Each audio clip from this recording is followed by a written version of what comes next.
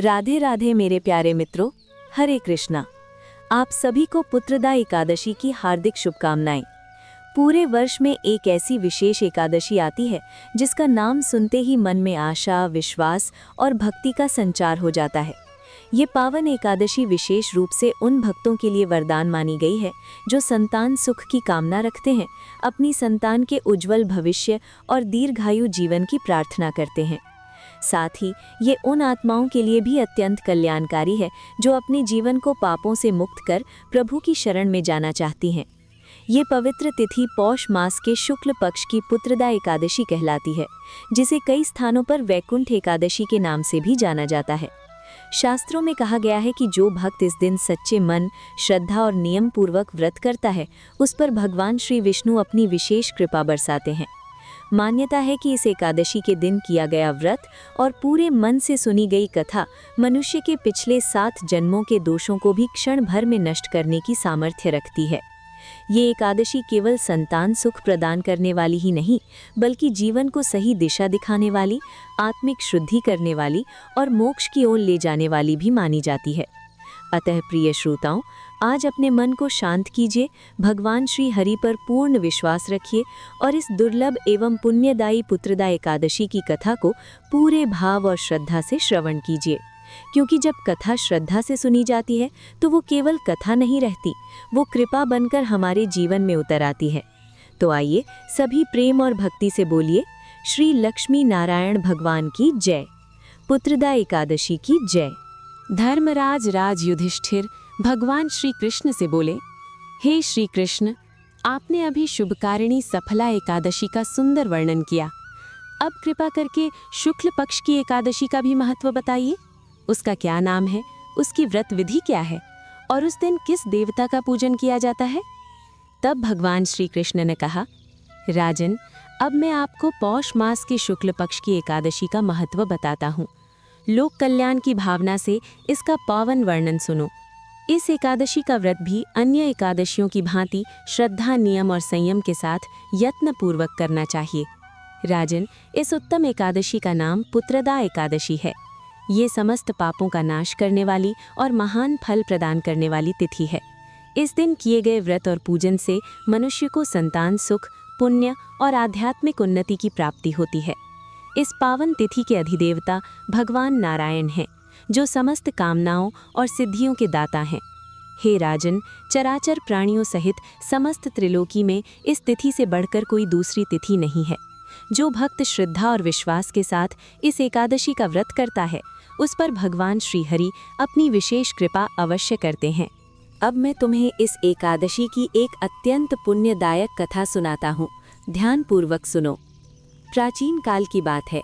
धर्म नगरी धर्मावतीपुरी में राजा धर्मकेतु बड़े ही न्यायप्रिय और धर्मात्मा होकर राज्य किया करते थे। उनकी धर्मपत्नी का नाम रानी सुलोचना था। दोनों ही सद्गुणों से युक्त थे, परंतु लंबे समय तक उन्हें कोई वंशधर पुत्र प्राप्त नहीं हुआ।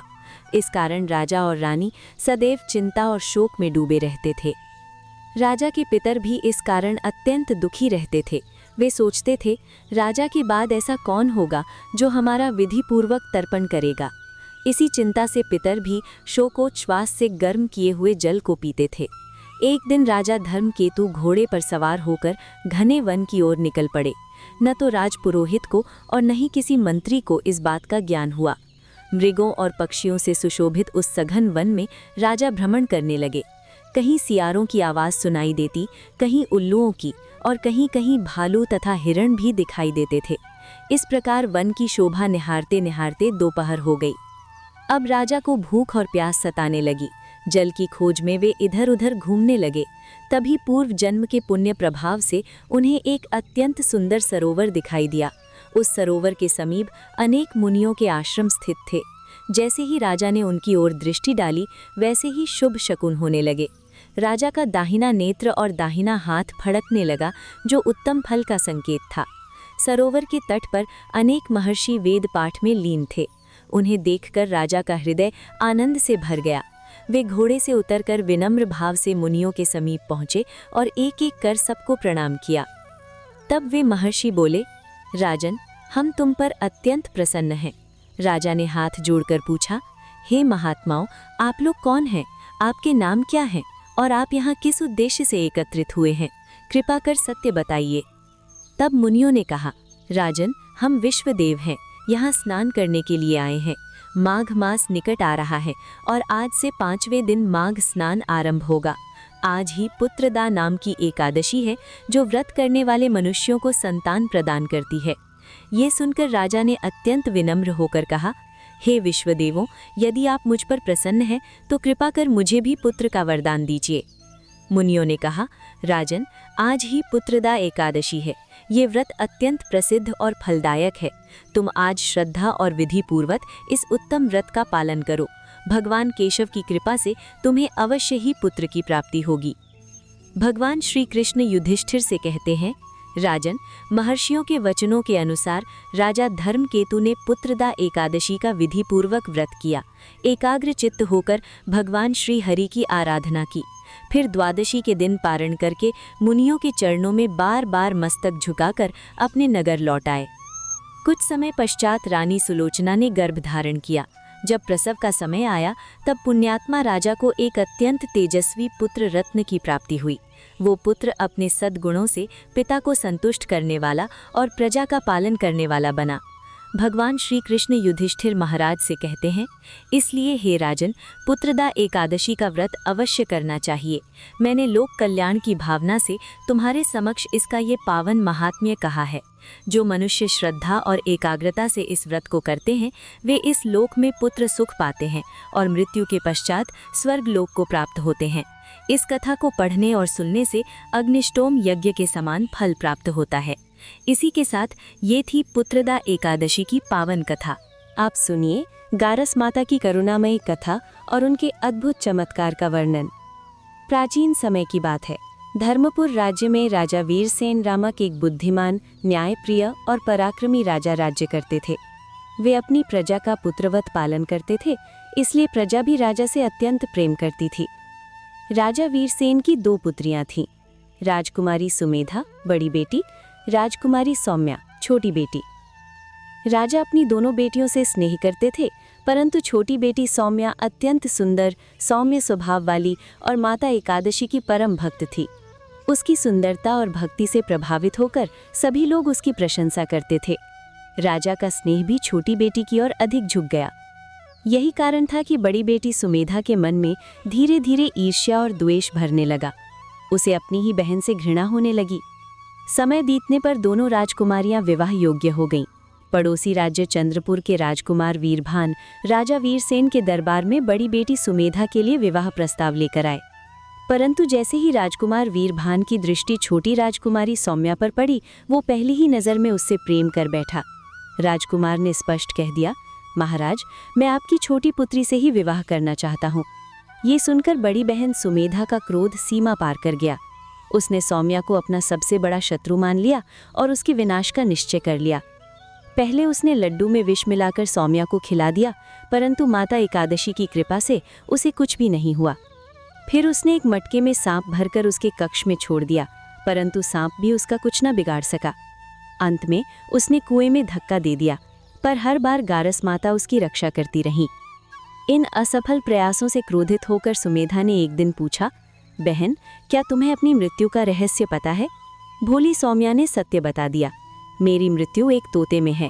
उसके गले में एक हार है, जो उसे पहन ले मैं मूर्छित हो जाती हूँ। ये सुनकर सुमेधा के मन में कुटिल योजना बन गई। उधर सौम्या को अनिष्ट का आभास हो चुका था। वो अपने पिता से बोली, पिताजी, यदि मेरे साथ कुछ हो जाए तो मुझे जलाइएगा नहीं, पुरानी हवेली में पलंग पर लिटा दीजिएगा। राजा वीरसेन ने भारी मन से वचन दे दिया। विवाह के दिन जैसे ही सौम्या फेरे लेने जा रही थी, सुमेधा ने तोते को मारकर हार अपने गले में पहन लिया। उसी क्षण सौम्या मूर्छित होकर गिर पड़ी। वैद्यों ने कहा, राजकुमारी न जीवित है न मृत। राजा ने सौम्या को पुरानी हवेली में पलंग पर लिटा दिया। सुमेधा ने छल से सौम्या का रूप धर विवाह कर लिया, परंतु राजकुमार वीरभान सब समझ चुके थे। वे मन ही मन सौम्या को खोजने का संकल्प कर चुके थे। एक दिन वे पुरानी हवेली पहुंचे और सौम्या से मिले। रात होते ही सौम्या जीवित हो उठी। उसने सारा रहस्य बता दिया। जब तक वो हार मेरी बहन के पास रहेगा, मैं मुक्त नहीं हो सकती। राजकुमार ने सौम्या के साथ शेष फेरे वहीं पूरे किए और वहीं रहने लगे। शीघ्र ही सौम्या गर्भवती हो गई। प्रसव के समय सौम्या ने एकादशी माता का स्मरण किया। तभी गारस माता प्रकट हुई और एक पुत्र रत्न प्रदान कर अंतर्ध्यान हो गईं। माता ने कहा, जब ये बालक 5 वर्ष का हो जाए तब हार इसके गले में डाल देना। 5 वर्ष बाद सुमेधा ने बालक का अपहरण कर उसकी हत्या कर दी, परंतु गारस माता भिखारिन और बिल्ली का रूप धर कर आईं, बालक के टुकड़े जोड़े और उसे जीवित कर दिया। बालक के माध्यम से हार वापस मिल गया। राजा वीरसेन को सारा सत्य ज्ञात हुआ। उन्होंने सुमेधा को दंड दिया और सौम्या को उसका अधिकार सौंपा। इस प्रकार गारस माता की कृपा से राजकुमार वीरभान, राजकुमारी सौम्या और उनका पुत्र सुखपूर्वक जीवन जीने लगे। प्रेम से बोलिए, एकादशी माता की जय, गारस माता की जय। अब आप आरती सुनिए। ओम जय जगदीश हरे, स्वामी जय जगदीश हरे। भक्त जनों के संकट, दास जनों के संकट क्षण में दूर करे। ओम जय जगदीश हरे। जो ध्यावे फल पावे, दुख बिन से मन का। स्वामी दुख बिन से मन का, सुख संपत्ति घर आवे। सुख संपत्ति घर आवे, कष्ट मिटे तन का। ओम जय जगदीश हरे।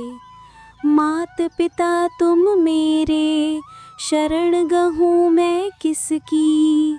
स्वामी शरण गहूँ मैं किसकी।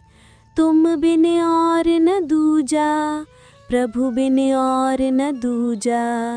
आस करूँ मैं जिसकी। ओम जय जगदीश हरे। तुम पूर्ण परमात्मा, तुम अंतर्यामी। स्वामी तुम अंतर्यामी। पार ब्रह्म परमेश्वर, पार ब्रह्म सच्चा ईश्वर। तुम सबके स्वामी। ओम जय जगदीश हरे। तुम करुणा के सागर, तुम पालन करता। स्वामी तुम रक्षा करता। मैं मूरख खल कामी, मैं मूरख तुम स्वामी। कृपा करो भरता। ओम जय जगदीश हरे। तुम हो एक अगोचर, सबके प्राणपति। स्वामी सबके प्राणपति। किस विधि मिलूं दयामय, किस विधि मिलूं कृपामय। तुमको मैं कुमति। ओम जय जगदीश हरे। दीन बंधु दुख हरता, ठाकुर तुम मेरे। स्वामी रक्षक तुम मेरे। अपने हाथ उठाऊं, अपने शरण लगाऊं। द्वार पड़ा तेरे। ओम जय जगदीश हरे। विषय विकार मिटाओ, पाप हरो देवा। स्वामी कष्ट हरो देवा। श्रद्धा भक्ति बढ़ाओ, श्रद्धा प्रेम बढ़ाओ। संतन की सेवा। ओम जय जगदीश हरे। तन मन धन और जीवन, सब कुछ है तेरा। स्वामी सब कुछ है तेरा। तेरा तुझको अर्पण, तेरा तुमको समर्पण। क्या लगे मेरा। ओम जय जगदीश हरे। श्री जगदीश जी की आरती जो कोई जान गावे। स्वामी प्रेम सहित गावे। कहत शिवानंद स्वामी जी, कहत है ही हर स्वामी जी। मन वांछित फल पावे। ओम जय जगदीश हरे। जय जगदीश हरे, स्वामी जय जगदीश हरे। भक्त जनों के संकट, दास जनों के संकट क्षण में दूर करे। ओम जय जगदीश हरे। प्राण प्यारे श्री लक्ष्मी नारायण भगवान की जय। भक्तों, आशा करती हूँ कि आप सभी का पुत्रदा एकादशी व्रत सफल हो और भगवान श्री लक्ष्मी नारायण जी की कृपा आपके संपूर्ण परिवार पर सदैव बनी रहे। यदि आज की कथा आपके हृदय को छू गई हो तो कृपया वीडियो को लाइक और शेयर अवश्य करें। कमेंट में श्री लक्ष्मी नारायण जी की जय लिखना न भूलें। ऐसी ही पावन व्रत कथाओं के लिए हमारे चैनल को सब्सक्राइब अवश्य करें। प्रेम से बोलिए राधे राधे।